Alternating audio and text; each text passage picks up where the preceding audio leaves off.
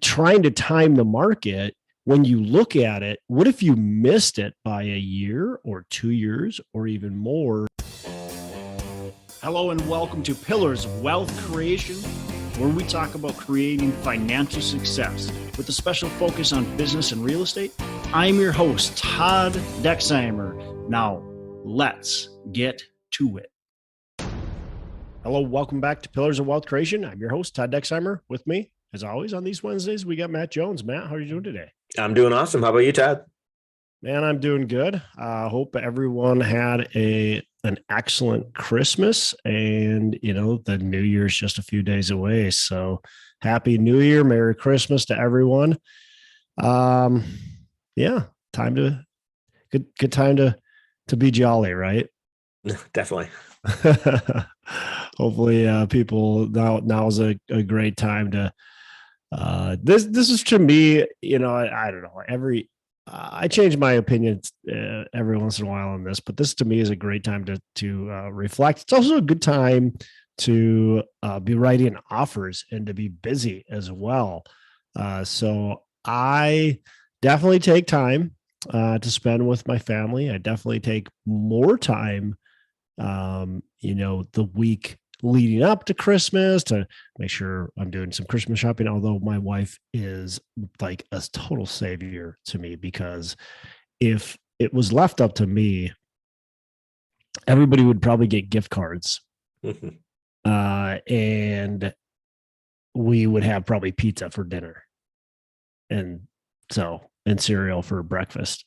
So if it was left up to me, Christmas wouldn't be quite as festive. And but my wife takes care of it all. But anyways, spend a lot more time with my family, with friends, New Year's and stuff like that. But at the same time, I think this is an important time for a couple things, for me at least. First of all, it's goal setting. It's really thinking about and reflecting on the year.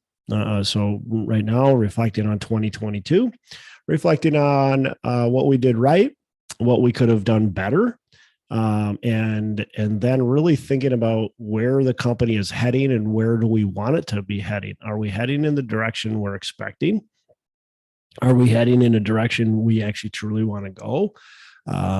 What has changed? What is the same? So many things change throughout the year.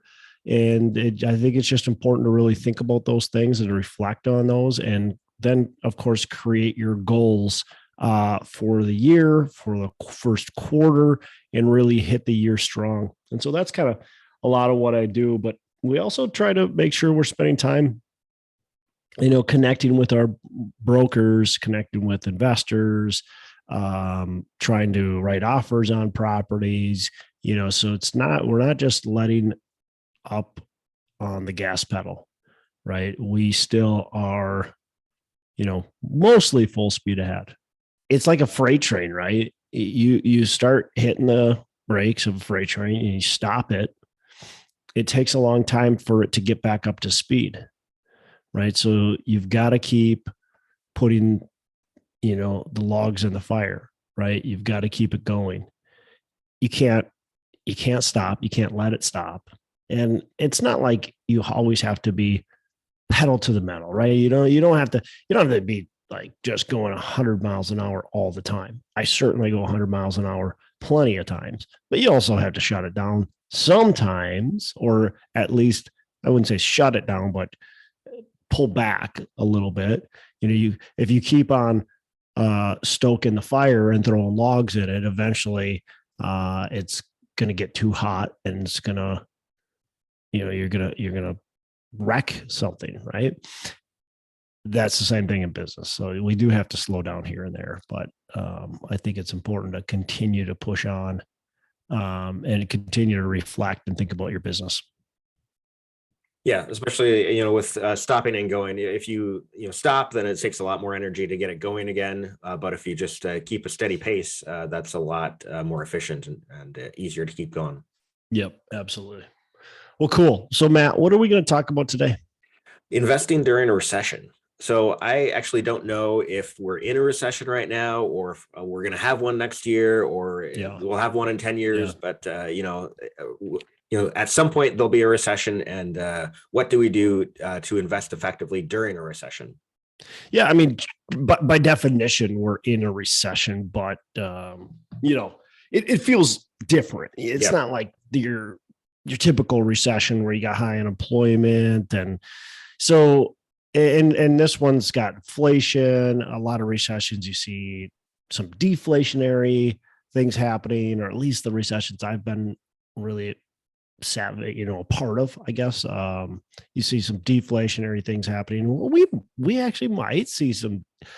I'm uh, I'm more and more mad as I am thinking about things, and kind of I'm thinking we could see some deflationary pressures happening. I do think that could happen, which seems weird to say when we're sitting here at 7.5% inflation. But I don't know. I think a lot of our inflation's caused by still shipping and inventory and stuff like that. But you're hearing companies that have announced like they've got way too much inventory of certain things right now. And so if we have this overabundance of inventory all of a sudden because people were like, hey, we don't have anything, let's order as much as we can to make sure.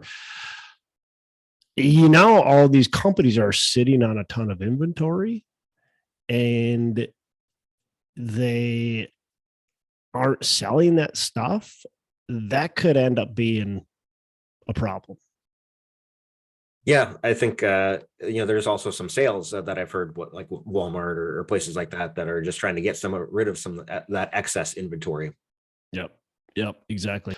Yeah. So whatever. We'll see what happens there. It's going to be interesting. Regardless, we're either in a recession, or it feels like we're at least heading towards a recession. And maybe we come out unscathed. Maybe we do. But I think it's important for people to understand that if we do go into recession, and we do see, uh, I think more importantly, because we talk mostly about real estate, we talk about business too, but more importantly, like if you are looking for opportunity, if you're looking to take advantage of whatever our opportunities there are there, which in real estate, or if you're looking to buy businesses, so if there's a recession in real estate, or if there's a recession in overall, you'll see some opportunity. So how do we identify those? But I think more importantly, how do we actually buy them?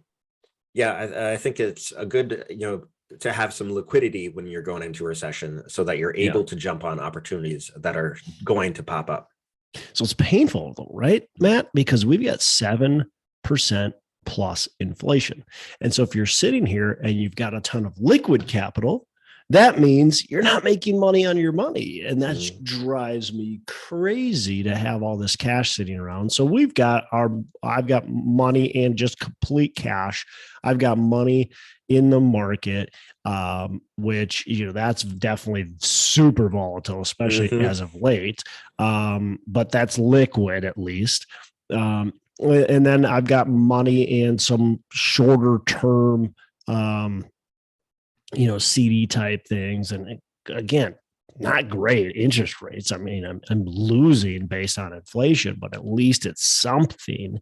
It's paying me, I think I've got some stuff around 4%.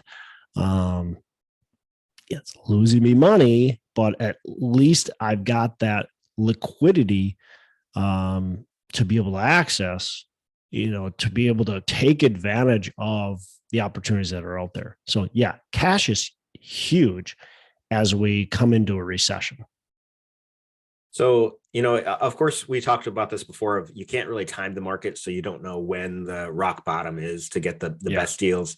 But how do you decide during a recession, like when to like pull the trigger on a deal? Yeah, and I want to hit on that timing the market, because I just mentioned cash. I make sure I don't have too much cash sitting around, because if I have too much cash sitting around, Matt, then I'm making zero, or right now I'm making negative on my cash.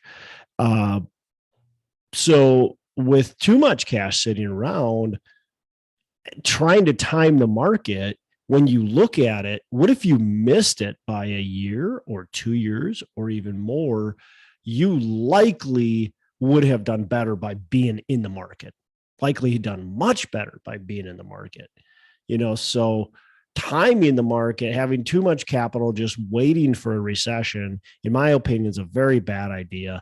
I just don't think that works. That's not a good strategy. Now, being smart about what you're buying and not being aggressive during times where you think we're heading into recession, or where you go, hey, the market is just too bonkers for me.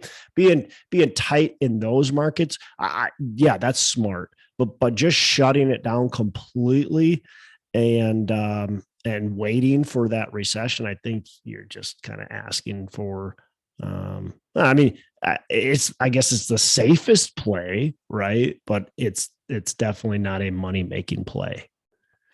All right. So back to your kind of question. I forgot what your question was, Matt. That's okay. So I'm trying to think of it. You can't really time the market, but how do you know when the right time, during a recession is to pull the trigger? Buying a deal. I think, okay, that's an interesting question, and that probably goes back to really what I just got done saying, right? So we never know how deep a recession is going to get, right? Until after. Once the recession's done, we see how deep it got, and we can look back and we go, oh, I should have known that. Well, okay, maybe, but probably not, because nobody knows, right? Nobody knows. Everybody guesses, and a couple guesses will be right, but nobody knows. So we don't know how deep the recession is going to go. We don't know how long it's going to last. We don't know what asset classes are going to get affected and how much they're going to get affected, and how they're going to rebound. We don't know what's going to rebound properly, what's not going to rebound. I mean, every recession, there's certain sectors, certain things that don't rebound very well, that maybe just disappear even, or have some major disruption. So we just don't know how things are going to completely turn out. So here's what I would say. When do I buy when a recession starts? You buy when the deal makes sense. You buy when the deal can make sense financially. You look at that deal and go, okay, with what I know today, with understanding what's happening during this recession. Okay, rents are declining by 3%. Okay, great. So I know that, I'm armed with that. Let's do some assumptions with rent continuing to decline by 3%, or maybe rents are growing by 5%. Okay, well, let's look at, okay, well, if we're going to get deeper into recession, maybe rents are going to calm down a little bit. Maybe we have zero rent growth or whatever it is. So we underwrite, we do our calculations, we decide, is this a deal or not? Is this a home run or not? That's not what I'm looking for. I'm still looking for a base hit or maybe a double during a time where I feel like we're in a recession. Now, if there's deals falling out of the sky, right? If it's 2008, 2009, 2010 all over again, and deals are falling from the sky, sure, I'm going to get choosy because I only have so much capital. I got to look at how much capital I have. Back then, I had very little capital. So I had to be picky. I wanted to buy the best deals. I wanted every deal, Matt, to be a triple or a home run or even a grand slam, because I didn't have a ton of capital. If I had a lot more capital during that time, I could say, hey, every deal needs to be at least a double, if not a triple, and I'll take a home run here and there, right? But so you got to look at your situation, your experience, how much capital you have, all that kind of stuff, and go, okay, what's my criteria? But if deals are falling from the sky, definitely, then you have more time to be picky. But here's the thing. I think a lot of people worry, and this is what I would hear over and over from 2008 all the way to about 2013. I'm going to wait to get into the market. I'm going to wait to get in the market till it bottoms out. I'm going to wait to get to the bottom. And institutional investors did it. All kinds of investors did it. And that was amazing for me, because I had very little competition, Matt. From 2008 to about 2013, I had very little competition, and I was able to buy so many deals. And all of a sudden, the switch just turned. Once the bottom, quote unquote, hit, once people decided that was the bottom, then all of a sudden we're getting 20 offers on the same deal. We're in multiple offers with 20, 30, sometimes 50 people, like just boom, everybody's in, everybody's buying. We're competing. We got to go $20,000 to $50,000 over asking price. I mean, it just went bananas because everybody decided that was the bottom and they all wanted in. Well, then all of a sudden it's too late. It still wasn't too late because it takes some time to get back up, but fairly quickly the market starts to rise, and then you're like, oh crap, I should have bought in the years prior, right? It's okay if your real estate loses value as long as you're cash flowing, as long as you're making money. So it comes down to like stress testing during the underwriting to see like, Yeah. what are the Yeah. historical high vacancy rates, concessions, what do the rents get down to, that sort of stuff to see like, Buy on okay, real numbers, man. I mean, just buy on real numbers, right? I think so many people got this attitude of buying on false numbers. That they're assuming rents are going to continue to go up by 15%, 10%, whatever it is, and they're buying on all these false numbers. That just gets you into trouble. Buy on real numbers. What's happening today? What's realistic? Rents, Matt, rents go up typically anywhere between 1% to 3% in most markets every year, right? It's sure. Do we have some time it goes 0 or negative? Do we have some times where it goes 5, 10, even we saw as recently as 30? That happens, but the curve still stays at 1% to 3% rent growth. It just is. So what's your underwriting look like? That's what your underwriting should look like. Yeah, the people who bought in like Boise, Idaho last year and were projecting year over year 25% rent growth for the next 5 years are, They're in for a rude awakening. Yeah. Phoenix, Arizona is going to end the year in a negative rent growth. Okay. Phoenix, Arizona, and Las Vegas, Nevada are likely the only two markets in this entire country that's going to end the year, well, major markets, end the year in negative rent growth. How many people in Phoenix, Arizona were buying properties assuming they were going to go up by 5+%? Most of those syndicators, the only way they could make the deal work, most companies, the only way they could make it work is to assume that rents were going to grow by 5 to 10 to 15% every year. And a lot of people bet their underwriting on, hey, inflation's going up by, 6% back when they underwrote it, 6%. Rents are going to definitely go up by 6%. Yeah. And, I'm also wondering, like, so with your current properties that you have, you're heading into a recession. Is there anything special that you're doing to sort of recession proof them?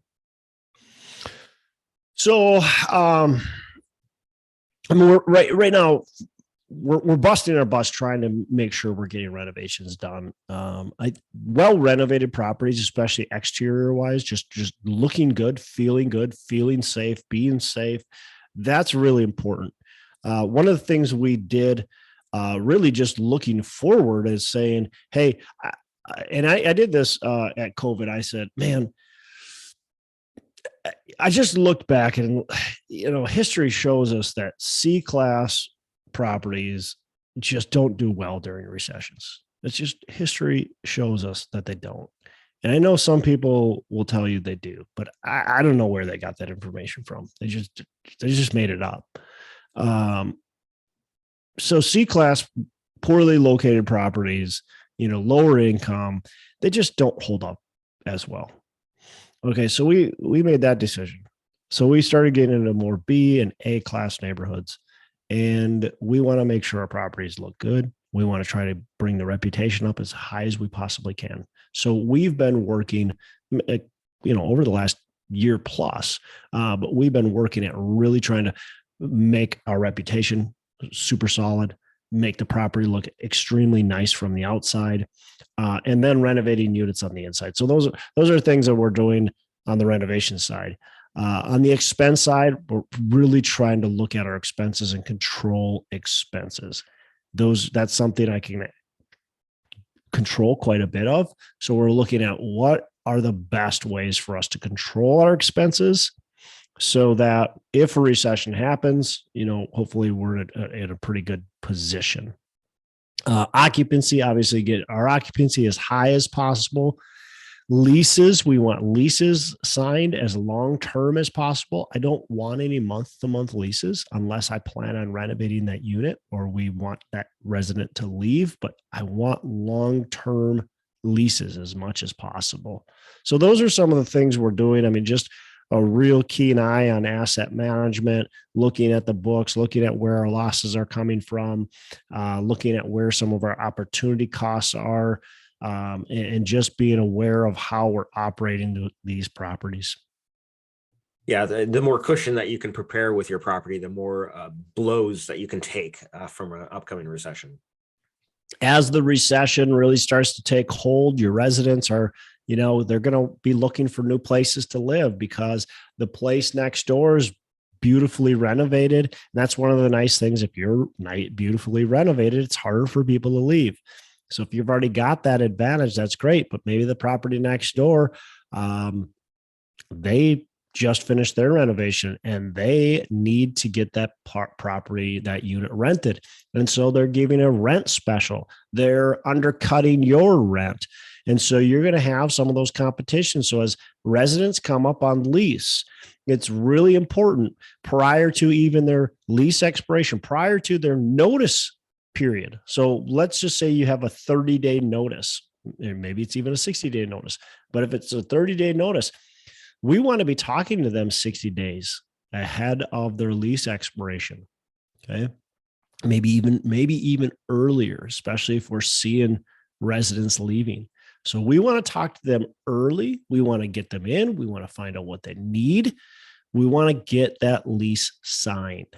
So I want lease extensions right now. If they say, look, the place next door is giving me 1 month free and blah, blah, blah, you might say, hey, you know what? Look, we'll match it, especially if you're worried about where your occupancy is. Look, we'll match that. That's fine. We respect you as a resident and you've been great, blah, blah, blah. We'll match it. And so you got to get creative. You got to be able to bend with the market. It's that whole bend, not break, right? That's important, obviously, during a recession. It depends on how deep it gets too. Maybe none of this stuff you have to do, but you have to be willing to do it if you need to. And maintain or keep up with maintenance, so you can keep up your huge satisfaction.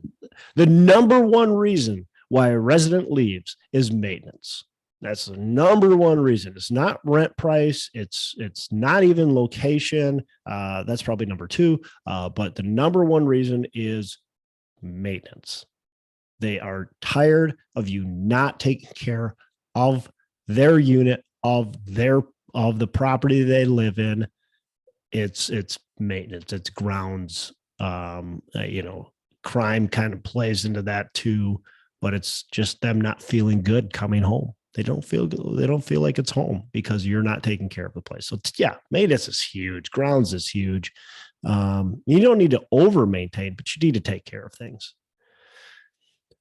So back to kind of buying in a recession. I think one of the things that people have to be aware of it, and I know some of the listeners are pretty savvy, so a lot of them are, but when you're buying a recession, and again, depends on how deep it is, depends on what it affects, but if it affects real estate, if it affects, businesses, then when you're trying to buy that asset, it's going to be more difficult to get a loan. The lenders are going to scrutinize the underwriting definitely way more deeply. They're going to look at it, especially if we're talking like an agency loan. Local banks, maybe not quite as much because they're just not quite as sophisticated, but they're still going to scrutinize it. They're still going to look deeper than they ever have during that recession. And they're also going to be less aggressive as far as the lending terms. So if you could get 75% before, you're probably going to get 65% now. Loan to value, debt service coverage ratio 1.25. Man, just over the last 3-4 years, Matt, 125 debt service coverage ratio, sure, but they made some pretty good assumptions. to get you there. So maybe day one, it probably wasn't hitting 125. It was maybe hitting 115, and so now, no, day one, it better be hitting 125. And you know what? It probably should be hitting 135 and not 125. So we're going to be, a lot more conservative on how we assume the banks are going to lend to us. We're not looking into thinking the banks can give us quite as much loan, which is actually good for you because cash is still king. And so if you have more equity, if you have less of a debt service, that's definitely a good thing. So I think that's really important to know. And the other important thing to understand is your investors are not going to be nearly as hungry. So if you're a syndicator like myself and you take LP investors, your investors are just not going to be as hungry. They're going to be waiting. They're going to be looking from the outside and seeing what you do. They're going to be excited to jump into the market when there's opportunity. But if there's blood on the streets, they're just going to not be as aggressive. It is what it is. It's how it is. They're worried, maybe, especially, some of them definitely will still be aggressive, but others are worried about their job. Are they going to get laid off? Are they going to get a pay cut? They're worried about their business. Is their business going to do well during the recession, or is it going to get its butt kicked during the recession? They're worried about their other investments. Oh, shoot, I was going to sell these stocks, but now my stock value went down by 25%. Crap. Now what do? I can't sell these stocks anymore and invest in this real estate deal. I'm going to keep my portfolio. I don't want to take this big loss, and I'm going to wait till the market goes up. So, there's less liquidity overall in the market. And I think that's important to know. Another thing with buying, you also want to have extra reserves to handle what may come during a recession. Yeah. I think right now, you definitely want to make sure you're looking at what your reserves are and you're trying to get those as big as possible, right? We don't want to get into a cash strap situation. So, if you can keep a little bit more cash flow versus putting it in your pocket or putting it in your investor's pocket, it's probably a good thing. And that can be a tough email or a tough phone conversation with investors to say, hey, we were paying you 12% or 10% or whatever it is, return on your investment. But right now, we just want to be careful with our cash. And so we're going to be bringing your payment down from 10% down to, maybe it's 7%.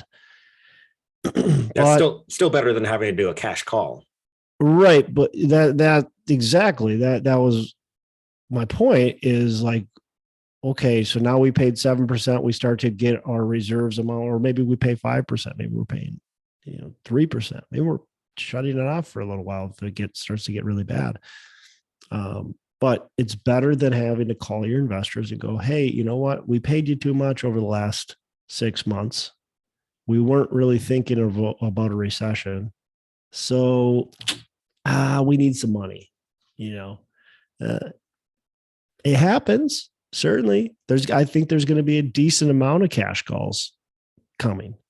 A lot of investors are going to have to ask for it.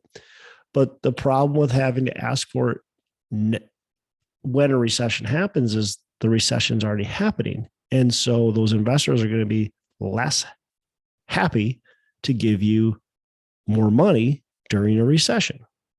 And they're going to wonder, is this property even going to sustain itself during this recession? Or am I just pouring more capital into a dying project, right? And so, you're going to have to really do a good job showing that and blah, blah, blah. So it's just better to be prepared right now. I think the writing's on the wall that there's likely a recession. So let's be prepared. Hopefully you're being prepared over the last 6 months, because I think the writing's been on the wall for quite some time. But if you haven't, be prepared now. Just start today. Sounds good. Let's do this. Yeah. I think, Matt, I've said it before on the show. I'm not convinced that we're going to see this big, huge real estate crash. I'm not convinced. Could it happen? Absolutely. It definitely could happen. But I think we're going to see very little price reduction or very little additional price reduction in multifamily. I think there will be some opportunity. I think you'll see more on a property specific basis, market specific basis. I think you'll see some opportunity. I don't think it's going to be this 2008 crash again. Now, again, could it be? Absolutely. But I think you just need to be prepared for the opportunity that might come. The other thing, if it is a 2008 crash, everybody will see the deals. Like if you're in the market, you'll see the deals. But if it's not a 2008, you need to make sure you are really, really in tune with the market, because that's the only chance you're going to see that one-off deal that ends up being a home run. That's the only chance. You have to have broker relationships. You need to be really looking at the market, be talking with lenders, and paying attention to what's going on a daily basis. If you're not doing that, you're not going to find those one-off deals. That I think that's going to be the case in this time. It's not going to be everybody's not going to get them. It's going to be a few here and there that are going to get the deals. And before you know it, the deals will be gone and people will be like, well, wait a second, how did you get that deal? Not me. Well, it's because you weren't paying attention. And whatever this recession looks like, it's not going to be exactly like 08 because completely different factors at play. 100%. I mean, zero chance, that was a Facebook post the other day, and they're showing some graph and like history repeats itself. And it's like, no, it doesn't. History doesn't, not even close. History does not repeat itself. Now, there's lessons we get to take through every single cycle, right? Every up cycle, every down cycle, every cycle in between, we get to take lessons. We get to learn from it. We get to hopefully not repeat some of those mistakes. But history does not repeat itself. It just doesn't. I'm happy to have a debate with anybody about it because we can just look back and go, no, there's too much that changes. There's way too much that changes for it to repeat itself. Are there some similarities? Sure. Markets go up, markets go down. Right. But what else there's not that much similar, right? Some industries get affected more, some industries get affected less. Okay, great. But it doesn't repeat itself. So it's going to be different. All right. Well, whatever may come, I'm ready to do it. I don't know. Like I'm a little torn. The last time I didn't own a property. So it was really easy. So I was hoping the market would just go to zero. I was hoping I would just be able to buy properties for nothing. They would just start giving them to me. They'll pay you to take them. They'll pay me to take them. But this time, it's obviously it's like the double-edged sword type of thing. If the market goes way down, hopefully we've done a good enough job asset management wise, all that kind of stuff, and prepared ourselves and have enough reserves to where we can withstand this really bad housing market if that is what happens. So hopefully we can withstand that with our properties. I think we'll be able to, but it's like, how deep does it go? And if it does, and we're buying these properties for a super, super big discount, are my properties getting affected to such a negative point where, now they're all of a sudden no longer my properties. We set ourselves up where we don't think that's going to be the case, but it's that double-edged sword. How deep do you really want it to go once your own assets are ready? Yep. So anyways, all right, Matt, that's my rant. That's my rave. You have a fantastic rest of the day, man. Make every day Saturday. Thanks. You too. Hey, thanks so much for listening. I appreciate you being a loyal listener. I would love to have you go on to our Facebook page and subscribe, give us a thumbs up, go on to iTunes or wherever you listen and give us a rating and review. Don't forget to subscribe. Your rating and review just helps us push this out to more and more people and continue to grow our audience and hopefully positively affect a ton of people out there that really need this and want this. So The other thing I've got for you is a free ebook on my website. So go on to venturedproperties.com, venturedproperties.com, and download our free ebook on real estate and on syndication. And I've got some data points in there, some really good stuff for you. So I'd love to have you take a look at that. It's free. I'm not expecting anything from it. And also, look, if you want some help in multifamily, want some help learning, growing, getting your business off the ground, I would love to talk to you about what it would look like to work with me potentially and see if that's a good fit. So you can go to coachwithdex.com and check that out. And we can definitely have a call. Thanks a lot for listening. You make it a fantastic rest of the day. I'll catch you on the next episode.